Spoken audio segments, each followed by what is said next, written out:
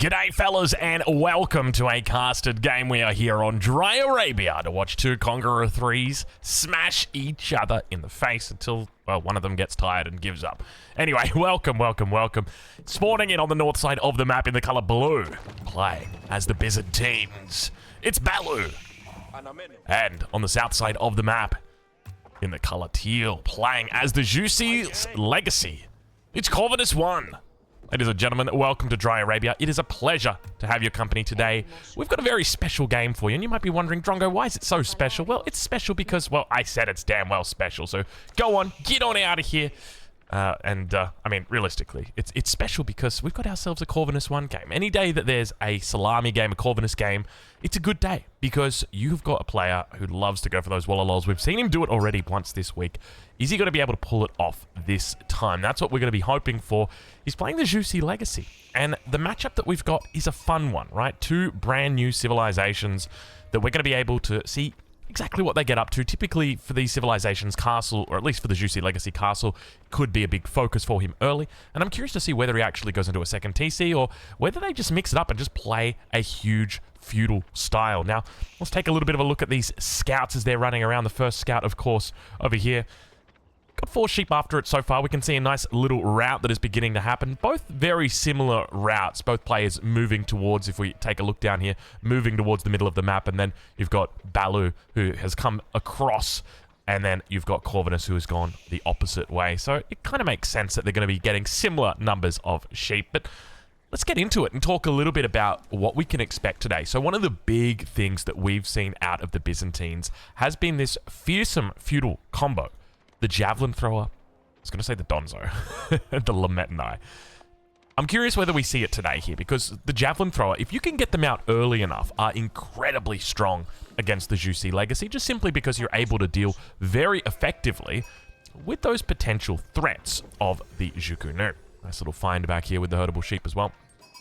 Age up's going to be coming in. It will be the Grand Winery, which does make me think we could potentially have early mercenaries on the card. This age up's pretty damn quick, and he is rushing this up. 4 villages on the landmark already. Let's check it on the other side of the map, though, because Corvinus, he's going to be looking at where to be placing down his landmark. We can see he's got the mill in the back of the base. Very well positioned here. Really important that you do this. And it's just going to be a front position meditation gardens, but it does pick up the second patch of berries, which is very nice for him. So he's going to have that slow trickle of stone, together with a beautiful trickle of food, which is always lovely to have whenever you're playing the Juicy Legacy, just because of how important food is for you as a civilization. But I guess food's important for most civs, with the exception of, like, maybe the English. It's not that important because you've got farms, yeah, realistically, that's pretty much it. So sheep have come through, 6 sheep on the back here. Compare that over towards his opponent. It looks like Balu will pick up 5 sheep. Technically, there's a 6th sheep right here, so we'll have to wait and see whether that is going to get picked up or whether it's going to be run away. But, yeah, so far, pretty standard openings. The one thing that does set this apart is just how many villagers are on this age up on the Grand Winery. There's a couple of things that we can already start to see. Number one, he's not on stone whatsoever, so there's no prospect of that second town center. We've seen Byzantine players like Crackety here go for second TCs very early. Not going to be happening today. Balu going to be looking for maybe around the 3-minute 50 mark on that age up, so not a bad little timing here. I want to see how many villagers he moves out from these sheep over to berries, and it looks like he is going to move all of them, which definitely indicates to me it's probably going to be javelin throwers. Now, it could technically also go into longbows in this matchup. Longbows are notoriously difficult to deal with as the Juicy Legacy, just simply because you don't really have an appropriate way to deal with them. And have a look at this. Oh, have a look at this. We've got professional scouts on the way. This is something that used to be very strong back in the day for the Chinese. I say very strong. There was no one that was doing it at all. It was just something, it was a little bit of theory that I'd been doing. Essentially, the theory is this, okay? Survival techniques is going to buff up the gathering speed of any deer that's out on the map. The problem is that deer being out on the map means that it's difficult for you to go out here and, you know, bring your Imperial official, bring all your villagers. It's a lot of walking time. So what if I told you that you can just take that walking time and make it 0? And that's exactly what he's going to be looking to do here today. So not only will he be getting that extra 15% gather rate, he's also going to be doubling it up with that 20% extra supervision, which is really, really nice. And I'm curious to see how this pans out from it. Looks like that lumbercamp's a little bit far away here. Maybe, you know, it's a bit awkward that he's where he's got that position, but we'll see how it plays out. So I do like this a lot. So basically, it means that he's not going to have to leave his base to get that incredibly strong food source. And this is one of those things where it's like, you know, I often talk about this as the Chinese and as the Juicy legacy when I'm coaching over on Patreon, is that if, by the way, you want to improve, make sure you check it out. Links in the description. But one of the things that I often talk about is you've got so many different ways that you can boost your economy. Just to start it off, you can go to Song Dynasty, you can go into the second town center, you can go into your economic upgrades, you can look to get Imperial officials out. There's lots of different ways that you can augment your economy and improve it. And here we see him looking to go into another route, which is going to be into the professional scouts. So already supervising out plenty of scouts coming out across the map. You can see him setting up a relay here, the first one on the way back. Keep in mind, he does have plenty of sheep here, but this is going to solve a big problem that the Juicy legacy have. But have a look at this. Balu already catching onto it, spots the professional scouts and says, "It is not happening today, my friend. Professional scouts is not going to be making a comeback, at least not on my deer, that is for sure." Now, Balu's got more deer in the back of the base, and ideally, what Corvinus is going to want to do is pick this deer up. You don't go survival techniques and professional scouts just to be denied deer packs like this. This is something that you just want to come in and heist. And so I think there's almost a little bit of me that thinks that maybe Corvinus has jumped the shark, or jumped the gun. Maybe jump the shark's probably not the right term. Jump the gun. And didn't take... So normally what I like to do is wait for 7 scouts, and then you just go and you take them all before your enemy can even respond. Because now we're going to have that response coming up. But I think Balu is already looking for these early walls. And that makes me curious. I wonder exactly what the plan is here for Balu, because one of the things to note is that typically... the Byzantines isn't going to be looking to get those walls up. And have a look at this. Out of everything he's gone for, he's actually gone for Keshiks. This is a bit strange. This is probably the least thing I expected out of Balu on the Byzantines. I wonder what the thinking is behind this, because, to be honest, each of the feudal age choices you've got as the Byzantines are pretty strong. Especially in this matchup. Longbows, you can kite the Zhukunu. Javelin throwers, you can destroy the Zhukunu. And Keshiks, of course, you can crush the Zhukunu. But it's not always just about the Zhukunu. We do actually see Palace Guards beginning to come out here as well. So Corvinus is going to be making his way across the map and looking to try and pick it up. Keep in mind, behind this, right, we've still got scouts picking up plenty of deer, making their way back home at the moment. We'll keep an eye on those as the Palace Guards do make their way through. +1 ranged armor, not yet through. And now inside the base, the blacksmith has come up. So looking to play quite a heavy feudal age here. And look at the walls that are now starting to come up from Corvinus.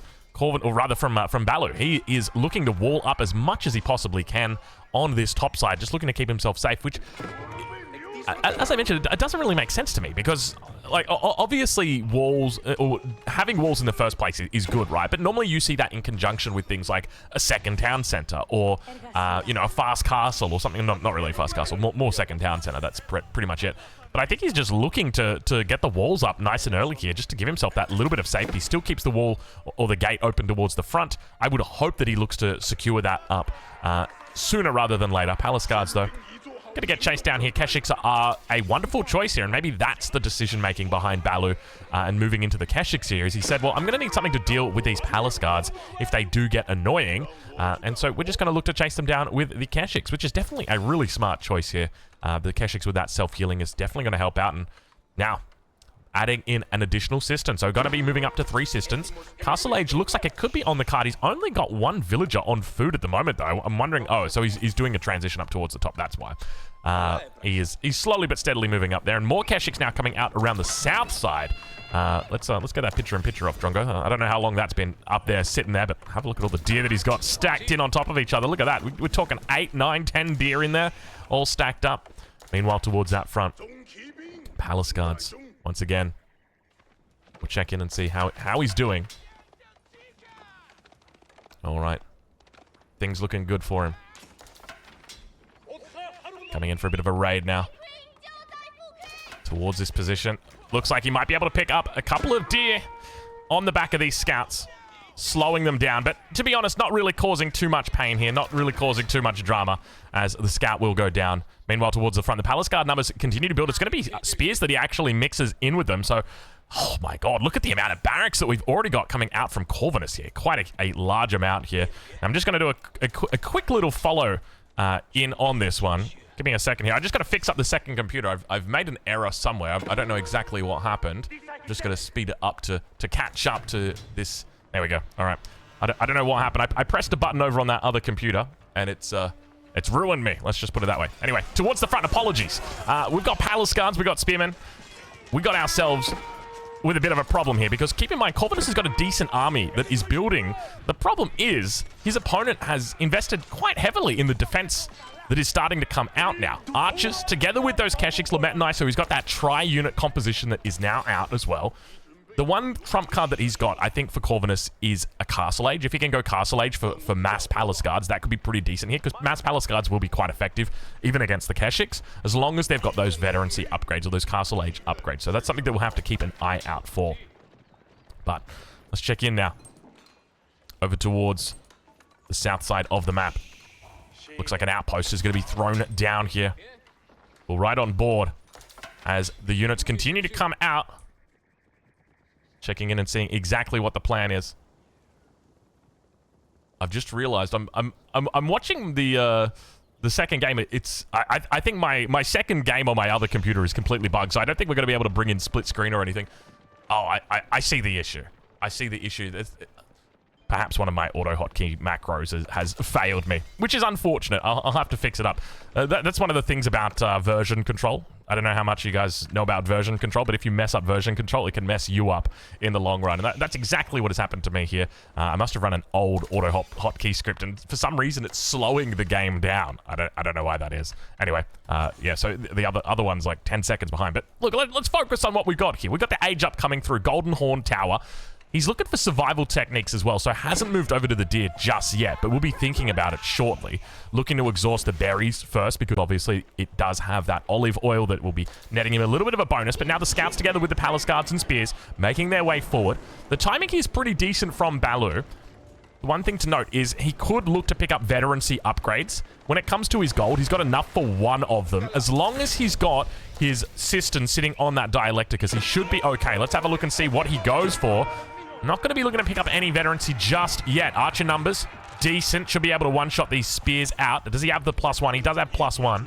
Ranged armor has come through for his opponent as well. A little bit of a breakthrough. And it looks like he will be looking to steal out these scouts for the moment. Meanwhile, Keshiks defending on the front together with the archers, and the numbers should be fine for him. Keep in mind, he's also got the reinforcements. Varangian guards undoubtedly going to be coming out shortly. There they are. Already hitting the field, looking to defend, and he'll be absolutely A-okay. So I don't think Balu really breaking a sweat in this defense.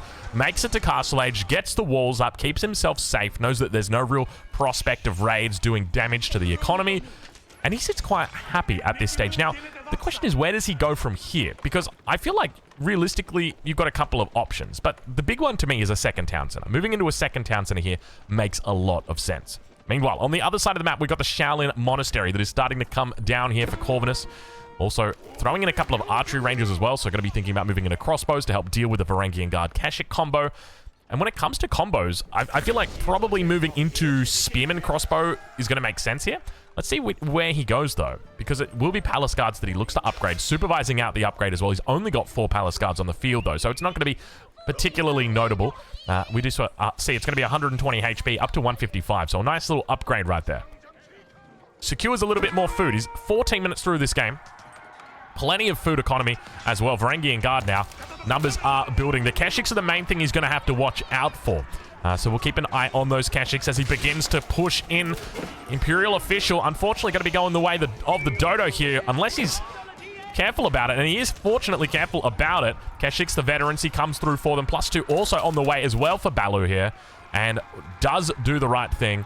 Runs out of the base because he is once again facing against a defender, and naturally that defender's advantage is going to build up here. Now, Corvinus has invested quite a lot of resources in these early deer. He hasn't been, unfortunately, able to really secure a whole lot of deer here. The fact that the opponent has still got 9 deer on his battle, or on his side of the map, That's really painful because that's the equivalent of 3,000 food that you are allowing your opponent to have, but also that you're denying from yourself. Not denying from yourself, but, you know, that you have not been able to pick up for yourself. So it works out to be about a swing of about 6,000 resources, and that really starts to stack up, and we can see at the 14-minute mark, he is going to be moving over to berries. Palace Guard numbers continuing to build. Looks like the Kashyyyks will make their way, heading for a charge on that back line. No spearmen here to defend against it. Unfortunately, the Kashyyyks just going to be able to wreak havoc. Wreak havoc? I think it's wreak havoc. But forcing them away from that front line. More units now going to be marching out, and we've got ourselves a good old-fashioned one-base standoff here. So, at this stage of the game, the Byzantines looks committed to playing it out on one TC, though we do see the potential of a second TC on the cards. Meanwhile, for Corvinus, not yet in Song Dynasty, still in Tang's Dynasty, so ideally we'd like to see him begin to move into the Jiangnan Tower, looking to try and reduce the cost of those extra special economy buildings. Meanwhile, another raid now coming down on the south side over here. Have a look at this. Not too bad at all. And now back towards the top side of the map. Let's check in on that raid, see how we're doing. Looks like a couple of crossbow just going to be here.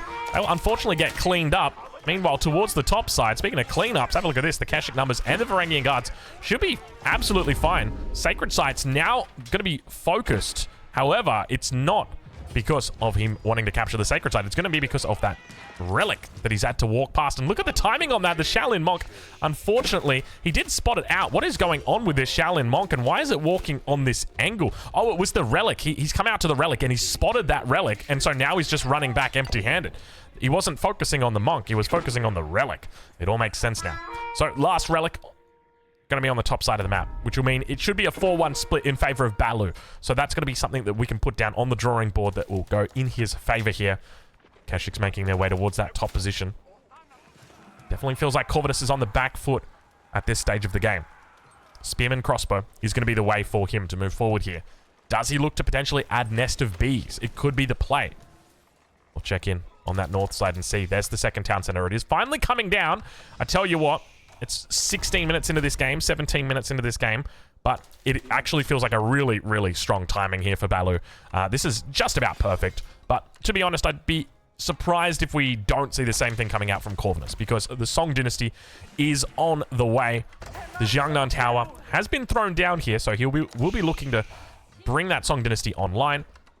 Fortunately, where does he go from here? I think looking to secure gold is going to be really important.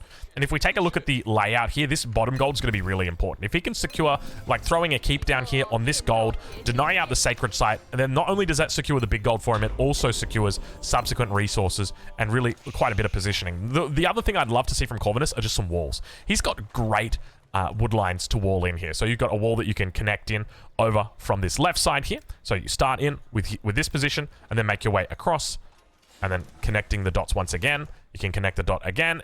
Look at this. It's just perfect dot connecting. If you really want to go crazy, you can connect up this way as well as running across until the edge of the map. This is a really nice wallable base, so it's important that I think Corvinus needs to get those walls up just to avoid any kind of Kashyyyk run by. He's been good at holding it for the moment. He hasn't lost too many villagers. In fact, he's only lost the one worker so far. And keep in mind, those Kashyyks were inside the base. I like the fact that he's walled to the town center, even though technically it's not all the way through. Nice little pick up here. We'll spot more Kashyyks, takes them out. Corvinus, numbers are looking good here, looking healthy. But compare that to his opponent. Some good quality units on this northern side of the map. Only 5 archers. They're going to be those real cheap archers. Everything else is pretty expensive, though. Compare that to Corvinus, who's running a fair few spears, though. We'll have to keep an eye exactly how it plays out. And now that stone outcropping will be focused down here. It does have the Imperial official on the mining camp as well, which is the right call, because that's going to guarantee he can just afford to get that extra stone in for the keep. I'm hoping that he puts it down, and now we can see those walls coming up. It looks like he's gone for a bit more aggressive positioning on those walls. We'll look to include the gold vein, which is definitely a smart move. And now sacred sites are going to become the focus as Balu takes the first one in the center of the map. External sacred sites, or the left and the right, still yet to be taken. Balu's going to have to start thinking about his secondary gold sources as well. Plenty of villagers here on this gold vein. I don't think he could fit many more on here. You can see he's struggling with the villagers and the walls. But now that push going to start to come through. Corvinus with a couple more units in the back of the base. Imperial official's going to go down. second economic unit this game, will also lose a villager here, but manages to clean up the majority of the Ghulams, going for a little bit of a Ghulam raid on this backside. At the same time, a push towards the front. You can see just how important getting those walls up a little bit earlier is, because we're 19 minutes into this game now. Ideally, those walls should have been up probably a couple of minutes ago, but it's just one of those things where it's you know, you forget to do it, and you will, unfortunately, pay for it. 11 workers somehow taken out. Really smart move from Balu. Baits away the majority of units into the back of the base. Gets a couple of villager kills there, but most importantly, then moves forward with his ranged units and looks to pick up even more villagers. Picks them up on the wall, picks them up over on the stone. But right now, Corvinus does have enough resources to throw down a keep. The question is going to be about where he goes with this keep, because you could just go for something like this, right? Nice and defensive, but the reality is he doesn't have a win condition associated with this keep. This keep is a keep that you would put down if you've been on 2 or 3 TCs for quite some time now. You've got a nice, healthy villager lead. You've built up a good amount of granaries and farms in the back of the base, and you're thinking about, so this is, in my opinion, a big mistake, because this keep doesn't win games. This keep right here keeps you alive, but you got to remember, you're staying alive for what exactly? You didn't start the game with a 2 TC. Your imminent death right now does not mean, if your opponent comes in and pushes and tries to kill you right now, it's not like you're particularly weak. You've been on 1 base for the majority of this game. So in my mind, this keep, it feels like it's not aggressive enough. I think it probably needed to come up here, especially with this many units. And the fact he's got the nest of bees out, I feel like there's probably just could have been a wall here. So I hope that for Corvinus' sake, it's not the case. I hope he can get a big economy going up behind this. But he's down 15 workers at the moment, and he's only sitting on 2 TCs. And that second TC did come through very late. So I don't see the real connection here between this keep and a game-winning position. So I hope I've explained that well. Siege Workshop now coming out for Balu as well, cognizant of the fact his opponent may move into Nest of Bees, a notoriously difficult to deal with unit. Definitely a wise choice. Ghulams doesn't actually have a rally point set on the Golden Horn Tower, so they're just kind of chilling out at the base, waiting to get called into action eventually. We've got more olive groves beginning to come down around the base as well for Balu here. So slowly and steadily, the economy is beginning to transform. Another Keshik in the back line, and once again, it just comes down to making sure those walls are up. You know, we've seen triple raids on this wood line throughout this game, and he's going to be able to pick up even more. But not only that, he then pulls away the army, and look at this. At the same time, does he look to put forward? Doesn't do it just yet, but he's taking out so many workers. This is ludicrous. And remember, you can get through here. So Corvinus is like throwing down emergency walls over here. It's like, bro, he can just walk through here. Like it looks absolutely fine, and he's realized. But yeah, it's a tiny little gap. But the reality is, you can't wall buildings to buildings not anymore. But well, I mean, technically anymore in the Age of Empires series. In Age of Empires 2, obviously, you can do that. You've seen house walls a million times. In Age of Empires 3, you can do it. It's a big part of that game as well, getting up those nice connecting walls with all of your buildings and then putting the walls in between. But for Age of Empires 4, it's not the case. But now all 3 sacred sites have been taken. We've got the counterweight trebuchet beginning to make its way down here, looking to work that keep. Of course, if the keep was closer towards this center, it would just be one of those things where you're able to deny out the sacred sites with a lot of ease. Your opponent's not going to be able to put on too much pressure because you've got the keep there to deny those springles. And we can see now this is not going to be coming up, which means Corvinus is going to be thinking about his next gold shortly. Ideally, he should be moving towards the middle of the map. You want to try and save these in-base golds for a little bit later on in the game so that you can fall back if things get sour. Unfortunately for Corvinus, that's not going to be an option for him. Villagers now going to start moving out. We can see he's got a bit of a rally point in here. Going to be looking for another keep to throw down, but it's going to be a classic case of just not getting out onto the map fast enough. He had a really nice position earlier. Unfortunately, Balu's doing a great job of just working it down, though. Have a look at this. Corvinus now just going to see the hard way that his opponent has indeed taken that position already. He's not going to be able to do too much here. Now, one of the things he could look to do if he really wanted to be cheeky is throw some outposts down on this top side. You know, an outpost here, an outpost here. Look to get the springolds up just to try and deny out that gold. So you could send one villager around to do that. He's going to instead opt for a keep over on the east side. And this is just one of those things where it feels bad because your opponent has taken the map. He's taking the central golds, and you're going to have to fall back to one of your safe golds. And so it's just a case of, you know, your opponent's edging you out ever so slightly on the map. Single villager repairing up the keep. He's up against 2 trebuchets. Ideally, you'd like to see about 5 to 6 villagers repairing this. Even ideally, as soon as you possibly can. The sooner you can start repairing the keep, the better it is for you. All right. It's going to be a slow and steady build up for him. The numbers continuing to climb. More than 100 military population now for Balu. Up against 70 military pop for Corvinus.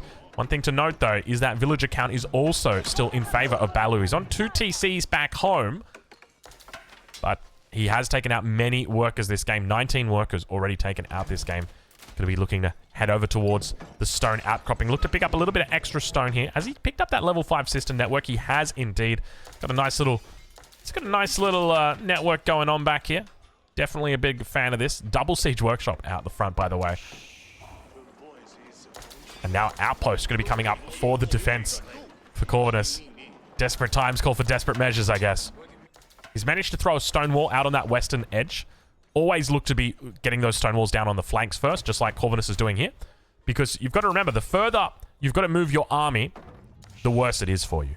If you have to move your army to here, it's 1 screen. Whereas if you have to go out to here, it's 1.5 screens. So it means you've got to move further to deal with those units that are sieging down the wall. So getting up those stone walls on the edge makes a lot more sense than throwing them down in the middle first. Because you've already got the middle covered. That's where your units are. And now we can see, speaking of flanks being walled up, we've got a big wall that's starting to come through here for Balu. Now, Corvinus, he's got line of sight out just past the boar. Won't be able to spot it. Meanwhile, on the north side of the map, hold your horses, we've got a very special landmark about to come online. It's going to be the Palatine School. And this landmark is scary because it basically takes your economy and then multiplies it by 1.3. And that's kind of scary. It's a 30% chance to also spawn 1 Lametanai, Varangian Guard, Cataphract, or Chirosophonts at this landmark. So for every 10 Varangian Guards you make, there's going to be hopefully 3 that come in for free.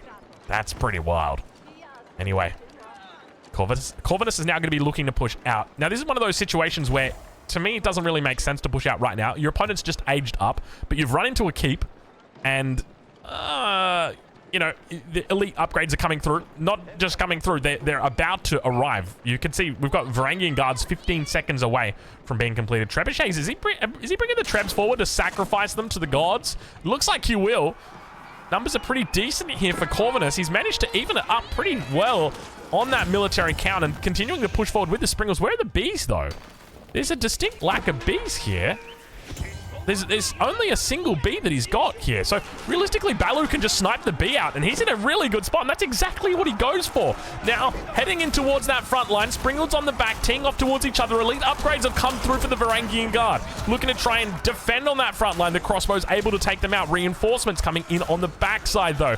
Numbers might be a bit hard to read with the colors, but it's still pretty decent if I'm honest with you. But Mangonel comes in on the back, and Corvinus is going to tap out at the prospect of that, and you could just see the power of that Imperial Age power spike coming in strong. That is part of the reason why, in my opinion, Corvinus should have just chilled out and just gone Imperial himself. Look for those elite upgrades. But go check them out. Links in the description. We'll catch you guys in the next one. Thank you so much for watching.